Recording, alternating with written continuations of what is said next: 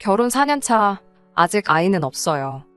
아이 태어나면 친정어머니께서 도와주신다고 했던 게 있어서 원래는 결혼하자마자 아이를 가질 계획이었거든요. 그런데 어쩌다 보니 이렇게 미뤄지고 저렇게 미뤄지고 정신없이 바쁘게 지내던 와중에 지금에까지 이르게 되었는데 막상 이렇게 되니 아이가 없는 게 참 다행인가 싶기도 하네요. 결혼하자마자 3개월이 채 지나지 않아서 남편이 했던 말을 바꿨어요. 저희는 반반 결혼을 했는데 남편과 제가 월 수입은 누가 더 잘 번다 할 것도 없을 정도로 거의 비슷한 편인데 결혼 당시에 각자 모아놓은 돈의 차이가 있었습니다. 제가 훨씬 더 많은 돈을 모아놓은 상황이었어요. 액수는 거의 2배 정도 차이가 났습니다. 돈이 차이가 난다고 한들 사실 그걸 이유로 이 결혼을 다시 생각해보겠네 할 생각은 없었거든요. 애초에 남편도 모자란 금액에 대해선 자기가 어떻게든 해결하겠다는 의지가 있었고요. 결국 남편이 시부모님께 지원을 받아오면서 서로 금액을 똑같이 맞추고 반반 결혼을 하게 되었지요. 하지만 신혼집 마련하는 과정에서 여전히 대출을 받아야 했어요. 둘이서 그 돈 합쳐봐야 어디 적당한 곳에 전세로 들어가기도 빠듯할 정도였었거든요. 제가 결혼할 때 나이가 30이었고 나이가 있었다 보니 바로 자녀 계획이 있긴 했지만 여태 모은 돈을 집에 다 털어넣고도 모자라 대출까지 받은 마당에 자녀 계획 때문에 직장까지 그만둘 수는 없겠더라고요. 그런데 반대로 생각해보니 그 돈 때문에 아이를 포기할 수도 없었고요.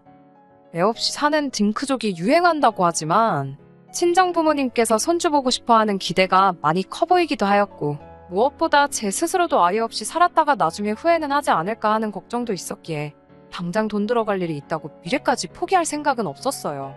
다행히도 친정어머니께서 그런 부분은 걱정하지 말라고 하시며 아이를 돌봐주신다고 나오셔서 아이가 태어나게 되면 맞벌이 생활을 유지할 수 있게 되었습니다.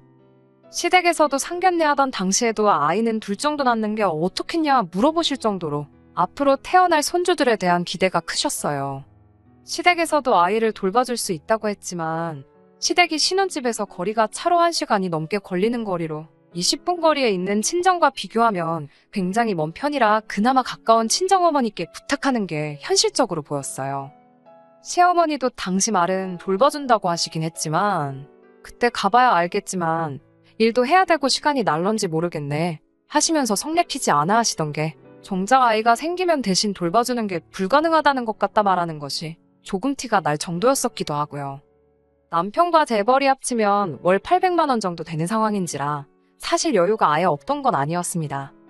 하지만 여전히 사람 일이란 게 어떻게 될지 모르는 거다 보니 어느 정도 저금이 쌓일 때까지는 조금이나마 돈을 아끼고 싶었어요. 남편도 결혼 전에는 이 부분에 대해서 동의를 했던 부분이고요. 그런데 결혼 3개월 만에 남편이 어느 정도 적당히는 쓰면서 살아야지. 우리 벌이가 있는데 너무 돈만 쥐고 있는 것도 다른 사람들 보기에 안 좋다며 말을 바꾸더라고요. 적당히 쓰고 살자는 기준이 남편과 제가 각자 서로 다르기 때문에 누가 옳고 그른지를 따질 수는 없겠지만 저도 쓸 거 안 쓰고 먹고 싶은 거 참아가면서까지 허리띠 졸라매 아끼고 모으자는 주의는 아니었거든요.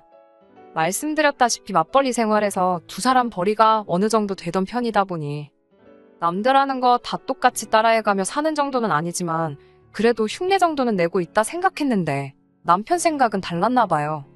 처음에는 제가 돈 아끼자는 말로 남편에게 눈치 아닌 눈치를 줬구나 싶어서 좀 더 쓰고 살고 싶다는 남편의 말에 알겠다고 긍정적으로 생각을 해보겠다 했습니다. 그리고 가계부를 이리저리 둘러보며 예산을 짜본 결과 한 달에 100만 원 정도는 더 쓰고 살아도 저희 인생 계획에 큰 차질이 없겠다는 생각이 들었고 남편에게도 그만큼 여유가 있다는 말을 전했지요. 그런데 남편이 더 쓰고 살고 싶다는 그 돈의 진짜 사용처가 어딘지 알게 되니 그렇게 할 수가 없겠더라고요. 남편이 돈을 더 쓰겠다고 하는 말이 우리 결혼 생활에 있어서 취미나 여가 생활 등 삶의 질을 올리기 위해 쓰자는 게 아니었고 이제 결혼도 했으니 효도를 좀 해야 하겠다며 시부모님께 생활비조로 돈을 드려야겠다는 말이었거든요. 100만 원씩은 드리고 싶다는 말에 그건 너무하지 않냐며 약간의 실랑이가 있었고 결국 타협 끝에 매달 50만 원씩을 각각 양가 부모님께 드리기로 했습니다. 사실 친정에까지 돈을 보낼 필요는 없었어요. 두 분이 이미 노후 준비가 다 끝나신 상태였거든요. 큰 돈은 아니지만 상가 건물 가지고 계신 거에서 매달 어느 정도 수입도 계속 발생하는 상황이었고요. 그렇지만 어쩔 수 없는 상황이었습니다. 애초에 제가 100만 원 정도의 여유가 있다고 말은 했지만 그 말이 꼭 한 달에 저희가 무조건 100만 원을 꽉꽉 채워서 지출을 하겠다는 말이 아니잖아요. 어차피 맞벌이를 하는지라. 그 전에도 서로 쓰는 용돈이 없던 것도 아니었고 한 달에 쉬는 날이 많아봐야 열흘 정도인데 100만 원만큼 여유가 생겼다고 하더라도 안 쓰면 안 쓰는 대로 저금을 한다면 저희한테도 더 이득인 셈이잖아요. 그렇게 할 수도 있는 상황인데도 불구하고 남편은 100만 원 여유가 있다고 하지 않았냐며 그 전액을 몽땅 시댁에 보내주겠다고 우기기 시작했었거든요. 그러니 그럴 바에 차라리 너만 자식된 도리하냐 나도 하겠다 하고 친정에도 50씩을 보내기로 한 거였지요. 남편은 장인 장모님 노후 준비도 다 되어 있는 걸로 알고 있는데 뭐하러 보내냐는 식으로 이야기를 하긴 했지만 반반 결혼 한마당에 제가 그렇게 나오니 똑같이 하겠다는 걸 더는 반대하지는 못하더라고요. 아무튼 그렇게 해서 매달 100만 원씩의 추가적인 지출이 더 생기게 되었습니다. 그래서 저도 저 나름대로 자녀 계획은 딱 1년만 늦추자 혼자 생각했지요. 분명 중간에 아이를 가지려고 노력을 했던 때도 있습니다만 그러는 와중에 각자 회사 일로 바쁘고 이래저래 하다 보니 결국 결혼 4년차가 되는 지금에도 아이 소식은 없었지요. 그리고 그게 지금에 와서는 참 다행이라는 생각이 듭니다. 얼마 전 일이었어요. 친정아버지 생신이라 남편하고 같이 친정부모님 모시고 식사를 했습니다.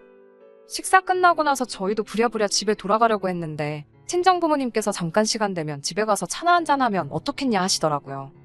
보통 저희 시간 뺏는 것 같아 싫다고 이따금씩 하는 외식도 싫다고 하시던 두 분이셨는데 갑자기 차 한잔 하자니 뭔가 싶었지요. 남편은 불편할 것 같다고 집에 가고 싶어 했는데 두 분 분위기가 심상치 않아서 따라갔습니다. 아니나 다를까 어차피 할 이야기인데 시간 붙들고 있을 필요나 있겠냐며 차의 뜨거운 기운이 식기도 전에 바로 본론부터 꺼내시는데 친정부모님이 방에서 통장하고 인감을 가져와 저희한테 건네주시더라고요. 통장을 열어보니 거기에는 3천만 원이라는 거액이 들어있었어요. 친정어머니께서 그걸 저희한테 건네주시며 저희가 매달 보내던 생활비 있잖아요. 일단 저희가 주겠다니 그동안 받고는 있었는데 당장 두 분이 쓸 일도 없고 그렇다 보니 그냥 건들지 않고 모아두고만 계셨다 하더라고요. 그렇게 돈이 쌓이고만 있다가 안 쓸 돈이긴 하지만 또 저렇게 묵혀둘 필요가 있나 싶어서 당신들 노후자금 같이 보태서 어디에 투자를 하셨다고 해요.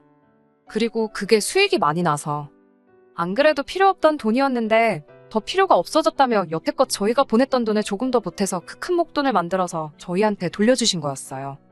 저희가 아직 대출이 남아있는 것도 알고 계시고 소식은 없지만 언젠가 태어날 손주 위에 써도 되고 알아서 요긴하게 잘 쓰면 좋겠다고 하시더라고요.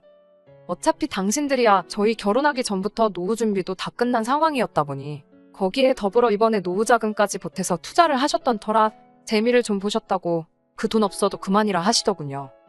장인 장모님 불편해서 집에 일찍 가자던 남편은 내내 불편한 티 팍팍 내다가 통장에 찍힌 돈 보자마자 입이 귀에 걸려버려서는 싱글벙글 하고 있더군요. 그 꼴을 보니 솔직히 앞불싸 싶었습니다. 제가 친정에 50만 원씩 매달 보내게 된 경위에 대해서 전후 사정을 미리 말씀을 드릴 걸 싶더라고요.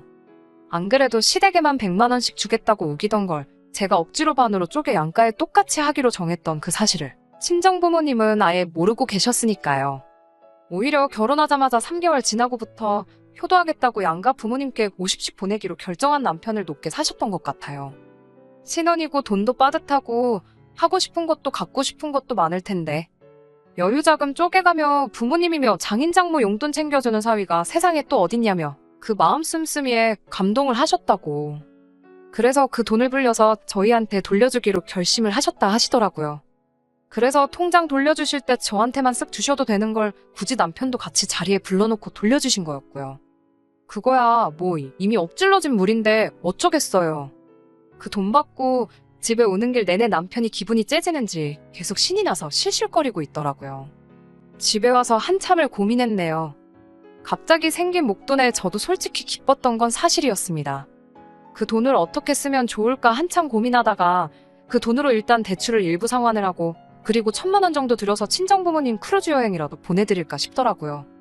따지고 보면 1,000만 원이 엄청 큰 금액이긴 하지만 두 분이 돈을 받은 그대로 주신 게 아니고 불려서 주셨다 보니 크루즈 여행 보내드려도 저희가 여태껏 보냈던 돈과 큰 차이가 없었기도 해서 저도 욕심부리지 말고 친정부모님 위해 쓰자는 생각을 했습니다. 두 분이 어디 여행 다니고 이런 거 엄청 좋아하시는데 요 몇 년간 코로나도 있었고 체력적으로 관광여행 다녀오시는 게 이제 힘이 붙이시다 하셔서 크루즈 여행이 딱 좋겠다는 생각을 했어요. 그런데 남편이 그게 무슨 이기적이고 말도 안 되는 소리냐고 따지고 들더군요. 장인 장모님이 그 돈 필요 없다고 돌려주신 거 아니냐고. 그런데 굳이 그 돈을 써서 여행을 보내줄 필요가 뭐가 있냐고 따지고 들더라고요. 애초에 두 분이 여행을 다니실 거였으면 그 돈을 우리 돌려주셨겠냐며 요긴하게 쓰라고 돌려주신 걸 왜 너네 처가에만 다 써버리려고 하냐면서 저한테 이기적이라고 따지고 드는 거예요. 그러면서 한다는 소리가 그 돈을 시부모님한테 드리는 게 맞다고 우기기 시작하더군요. 애초에 그만큼의 돈이 친정에 가게 된 경위가 제 억지 때문 아니었냐고 하는 거예요. 처음부터 장인 장모님은 그 돈이 필요가 없던 거 아니었냐며 양가에 50씩 주는 게 아니라 애초에 시댁에 100을 줄 수 있었던 거라고. 괜히 저 때문에 너네 집에도 주고 우리 집에도 주고 하느라 그런 거지 따지고 보면 전부 시댁에 들어갔을 돈이었다고 하는 겁니다. 길 잃고 방황하던 돈, 원래 주인 찾아가는 거라고. 그러니까 저보고 억울해할 필요가 없다는 소리를 하는 겁니다. 그럴싸한 이유를 가져다 붙이고 있지만 애초에 말도 안 되는 소리였지요. 내가 설마 억울해서 그러겠냐고. 원래도 그 돈에서 땡전 한 푼 시댁에 쓸 생각 없었는데 당신 말을 들어보니 더더욱이 그렇게 할 이유가 없겠다고. 그놈의 거지근성 도둑놈 신부 좀 그만 부리라고 딱 잘라 거절을 했습니다. 그랬더니 남편이 여태껏 숨겨왔던 본심을 저에게 전하더군요. 안 그래도 결혼 준비할 때부터 솔직히 좀 그랬다고 말을 꺼내더라고요. 애초에 우리 결혼 준비하던 당시부터 장인장모 노후 준비가 다 끝났던 상황 아니었느냐며 결혼 비용을 가지고 걸고 넘어지더라고요. 시가에서 우리 결혼할 때 큰돈 보태준 거 기억 안 나냐면서 솔직히 노후 준비 다 끝난 양반들이 우리 집에서 그 큰돈을 보태줄 때 다시 결혼하는데도 돈 한 푼 안 보태주는 모습 보고 솔직히 실망 많이 했고 섭섭했다 하는 겁니다. 시부모님이 그 큰돈 만든다고 친척들, 심지어 동생들한테도 아쉬운 소리 해가며 여기저기 끌어모아 만들어준 돈이었다고. 그리고 지금도 그 돈을 다 못 갚아서 동생인 이모와 삼촌들한테 싫은 소리 듣고 눈치 보고 장인 장모는 다 은퇴한 상황에 놀고 먹고 있는데 그에 반해 아직도 일하고 계신 자기 부모님을 보면 지 마음이 얼마나 찢어지는지는 알고나 있느냐며 큰 소리를 치더군요. 그리고 시어머니도 그때 친정부모님께서 수중에 돈이 있는데도 불구하고 한 푼도 안 해줬다는 사실을 알고는 내색은 안 했지만 실망을 많이 하셨다더군요. 그런데도 저한테 잔소리 싫은 소리 한 번 안 하고 시집살이 한 번 안 시킨 두 분이 무슨 위인의 성인이나 마찬가지라는 겁니다. 제가 고마워해야 마땅한 거 모르냐면서 지금이 딱 그동안의 은혜를 갚을 수 있는 기회라고 하는 거예요. 그리고 그게 저뿐만이 아니고 결혼할 때 돈 한 푼 안 해준 장인장모가 시댁에 그동안 잃었던 점수를 만회할 수 있는 유일한 기회나 마찬가지라고 하는 겁니다. 그 돈을 시부모님한테 주기만 하면 되는 쉬운 일인데 고민이나 할 게 있냐고 하는데 입에 모터라도 달아놓은 것 마냥 떠벌거려서 다 듣기는 했는데 어이가 없어서 말도 안 나오더라고요. 세상에 언제부터 친정이 시가에 잘 보이고 점수를 따야 하는 그런 곳이 된 건가요? 아니 애초에 반반 결혼하자고 해놓고 자기가 모아놓은 돈이 제가 모은 돈에 비해 한참 모자라니 그 돈 맞춰오겠다고 다른 사람도 아니고 지 부모한테 손 벌린 걸 가지고 저렇게 생색을 내고 유세를 부릴 줄은 상상도 못했어요. 그리고 그 돈도 제가 받아오라고 한 것도 아니고 지가 괜히 찔리니 부모한테 손 벌려 마련해온 돈을 두고 말입니다. 결과적으로는 지랑 저랑 똑같은 돈 해오고 반반 결혼한 건데 그 과정에서 친정부모님이 돈을 한 푼도 안 해주시던 말던 똑같은 돈 들고 반반 결혼했다는 사실은 달라지는 게 없잖아요. 그걸 가지고 실망이니 뭐니 하는 꼬라지를 보니 어이가 없었습니다. 애초에 그 돈에서 커피 믹스 한 봉지도 시댁에 쓸 생각이 없었는데 우리 부모님이 너네 부모님한테 점수를 따야 하는 그까짓 게 이유라면 더더욱이 그렇게 할 이유가 없다고 꿍깨라고 했습니다. 자꾸 그렇게 나오면 이 상황을 친정부모님한테 낱낱이 전하고 이 돈도 그냥 다시 전부 돌려드려서 차라리 어디 진짜 도움의 손길이 필요한 사람들한테 기부를 하라고 하겠다 했습니다. 그랬더니 남편이 그걸 누구 맘대로 돌려주고 기부를 하고 왜 그런 중요한 걸 네 마음대로 정하냐면서 개거품을 물기 시작하더라고요. 반반 결혼 이야기 끄집어내면서 저보고 말 잘했다고. 반반 결혼했으니 그 돈을 똑같이 절반을 나누는 게 좋겠다고 태세를 전환하더라고요.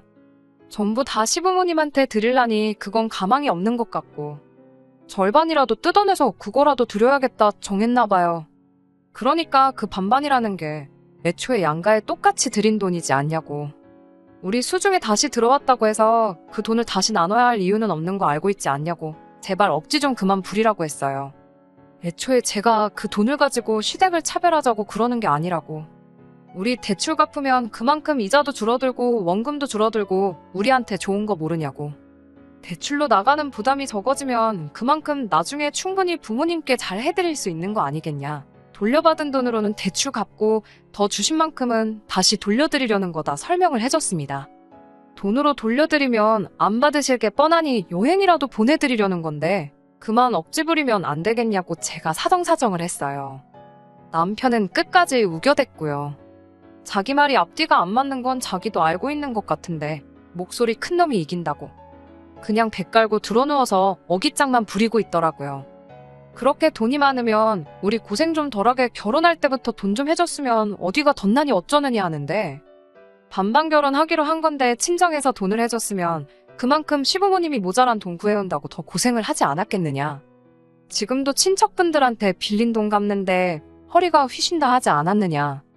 거기에 돈을 더 빌렸으면 감당이나 됐겠냐고 설명을 하는데 저도 점점 지치기 시작하더라고요. 애초에 내가 왜 이딴 걸 설명을 해줘야 하고 남편을 이해시키고 설득을 해야 하는지 싶었어요. 애초에 친정하고 시댁 차별하는 게 제가 아니라 처음부터 남편이었는데 말이에요. 그러는 와중에 남편이 먼저 말을 꺼내더군요. 너가 돈 가지고 이렇게 치사하게 구는 사람일 줄 알았으면 결혼도 안 했을 거라고요. 자식이 부모한테 효도하는 게 당연한 건데 그걸 못하게 하느냐며 이제부터는 그냥 서로 돈 관리도 각자 하자는 겁니다. 생활비 똑같이 주면 되는 거 아니냐고 자기가 버는 돈으로는 이제 자기 부모를 챙겨야겠다 폭탄 선언을 하더라고요. 지금 그 말이 무슨 뜻으로 하는 말인지나 알고나 있냐고 하니 내가 벌어온 내 돈 내가 쓰겠다는데 네가 뭔 상관이냐 하면서 큰 소리를 뻥뻥 치더라고요. 그리고 결혼한 지 벌써 4년이나 되었지만 이게 시작이면 시작이지 절대 끝은 아니구나 하는 생각이 마구마구 들기 시작했습니다. 이런 다툼을 하게 되더라도 앞으로 몇십 년은 더 하겠다는 생각을 하니 엄두도 나질 않고 남편한테 지금 당신이 한 말이 무슨 뜻인지는 아냐고 남편을 떠봤어요. 어차피 지금 아이도 없는 마당에 각자 생활비만 절반씩 내고 미래 대비도 하지 않고 알아서 그 돈을 쓰겠다는 그 말은 한 집에 사는 나무로 지내도 상관없다는 소리처럼 들린다고 했더니 남편이 목소리가 더 커지더군요. 지금 이혼하자고 협박하는 거냐면서 누가 못할 줄 아냐며 어디 한번 그렇게 해보자는 겁니다. 같이 살기 싫다는데 제가 그런 남편 붙잡아서 뭐하나 싶더라고요. 그래서 알겠다고 그럼 이혼하자고 했어요. 어차피 반반 결혼했고 복잡하게 계산할 것도 없다고 정확히 절반 갈라서 내가 나가겠다 했습니다. 친정부모님이 돌려준 3천은 애초에 친정부모님 통장에 들어있는 상황이니 나눌 필요 없는 거 알고 있지? 하고 그건 계산하지 말라고 했어요. 목소리 드높이며 이혼 부르짖던 남편이 제가 너무 손쉽게 이혼하자고 대답하니 당황했나 보더라고요. 여태 큰 소리 치던 기세는 어디 가고 말이 한마디도 없어지더니 쩔쩔매면서 자기가 홧김에 그렇게 말한 거라고. 이혼하자는 게 아니고 양가에 똑같이 효도하고 싶어서 그러는 거라 하더라고요. 저도 이혼을 결정하는데 감정적인 부분이 있어 남편이 제대로 사과만 해왔다면 받아줬을 텐데 또 거기서 양가에 똑같이 효도하려고 그랬다고 모든 걸 제 탓으로 돌리는 모습에 마음 돌리면 안 되겠다 싶어 굳게 다짐하게 되었습니다. 그리고 결국 이혼을 결정하게 되었네요. 어쩌다 보니 미뤄진 자녀 계획이 이렇게 다행이라고 느껴지긴 또 처음이었어요. 현재는 친정부모님 집에서 지내고 있습니다. 남편이랑 이혼이 완전히 정리되면 그 돈 가지고 곧바로 나가 독립할 생각이에요. 다른 건 몰라도 저한테 갈라줄 돈 절반 마련하려면 남편이 고생 좀 해야 할 겁니다. 요즘 같은 상황에 집이 바로 나갈 일도 만무하고 집값이 거의 오르지 않은 상황인데 집 주변으로 호재가 여러 개 생기기 시작해서 그 집 포기하기도 쉽지 않을 거예요. 혼자서 외벌이로 남은 대출 갚고 그러려면 그 사랑하는 부모님께 드리던 용돈도 이제 못 드리게 될 텐데 효자가 효자 노릇 못하게 되었으니 얼마나 안타깝겠어요. 친정 부모님께서는 당신들이 괜히 그 돈을 돌려주는 바람에 딸 자식이 이혼하게 되었다며 속상해 하셨고, 혹자는 3천만 원 때문에 이혼을 했다 생각하실 분들도 계실 거예요. 하지만 저는 여전히 제 결정에 후회가 하나도 남지 않습니다. 애초에 처가가 시댁에 점수 따야 한다고 우기는 남편, 머릿속에 자기 부모님한테만 한 푼이라도 더 이득 보게 해주기 위해 혈안인 남보다도 못한 사람을 남편이라고 데리고 사는 것보다 차라리 평생 혼자 지내는 게 더 낫겠다는 생각이 드네요. 결혼 생활 4년이나 했는데 그 꼴을 앞으로 못해도 몇십 년은 더 보면서 사느니 그냥 이렇게 사는 게 저한테 더 나은 결정이라는 생각에는 변함이 없네요. 끝까지 들어주셔서 감사합니다. 오늘의 사연은 여기까지입니다. 구독과 좋아요, 알람 설정 부탁드리고 더 좋은 사연으로 다시 찾아뵙겠습니다. 감사합니다.